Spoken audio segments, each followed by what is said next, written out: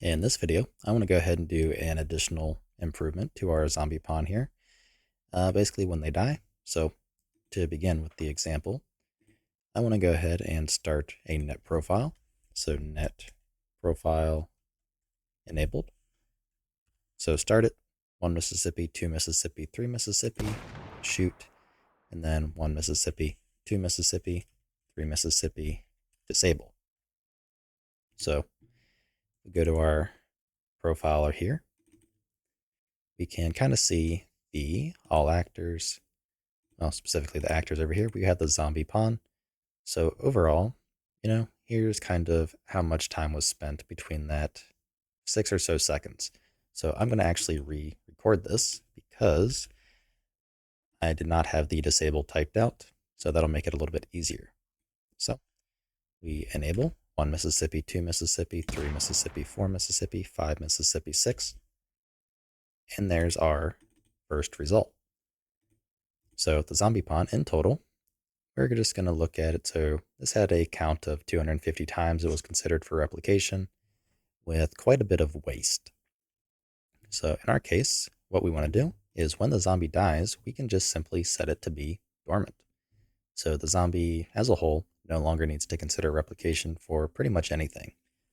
So in our on death, in the authority check, we want to go ahead and set the net dormancy to be dorm underscore all. Because we are already triggering a ragdoll, we do not need anything else to really happen because we don't care about it. So let's go ahead and run our live coding and do another 6-second go through. Okay, so 1 Mississippi, 2 Mississippi, 3 Mississippi, 4 Mississippi, 5 Mississippi, 6. And view the second one. So now if we look at the zombie pawn, the count is 93. It is a lot lower overall. So here we can actually just compare. So left is old. Wait, no. Left is new. Right is old. Wait, no. Now I have it back. So left is old. Right is new. So the overall time spent in that 6-second duration was about 7 milliseconds on the replication of the zombie pawn. And that is now down to 2.68. And basically the entire difference is just simply that it is no longer being handled for or checked for replication after it dies. So we're just basically triggering it to dormant and calling it a day. So that is a pretty good one there overall. And if we have a lot of zombies, then we're going to have, that improvement grow. So that's just something I wanted to go ahead and do. And something I am curious on is regarding the destroy. So we may have to handle the destroying client side. So let's give it a try. So the zombie should now be dormant. And then after, I don't remember exactly how long, but the zombie should at some point or another go ahead and basically just clean itself up. So I'm going to give this probably another 10 or 15 seconds and just see if the zombie actually does get destroyed or if it only gets destroyed on the client, and there it went. So my guess is when it is destroyed, even though it is dormant, it probably has some sort of flushing or something like that going on that handles the replication to notify the client, hey, I have been destroyed, remove me, which is also a quite handy feature. So now that we have that, let's do the same logic in our actual player. So our player on death, up here, if we have authority, we also do not care. So we're just going to set ourselves to dormant.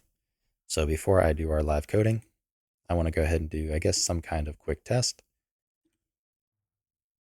So I'm just going to run forward for 6 seconds, or sorry, 3 seconds, then die, and then disable after 3 more seconds.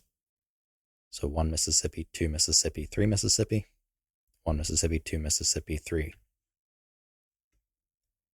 Okay, so that was before, and let's go ahead and run our live coding to do the after. And we should get a pretty similar result to this guy, because that means our pawn is not replicating, same with the movement component and all that stuff.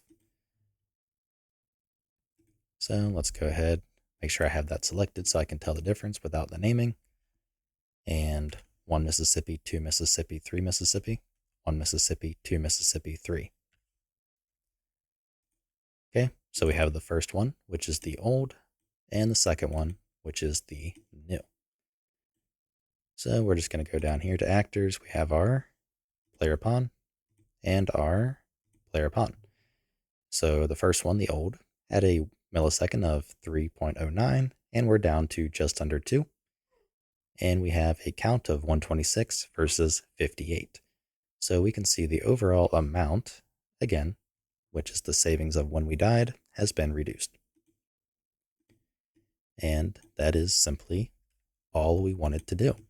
So that way all the zombies and stuff like that are going to just have a general cheaper cost when they are dead, because there's nothing else to really worry about. And this goes for any components. So in the case of our player, the equipment component is replicated and all that. We no longer are going to be replicating it because we are dormant. So that is going to be all for this video, and I will see you in the next one. If you like what I'm doing and you want to help support me, you can find a link to my Patreon in the description below, where you can also get early access to this entire series.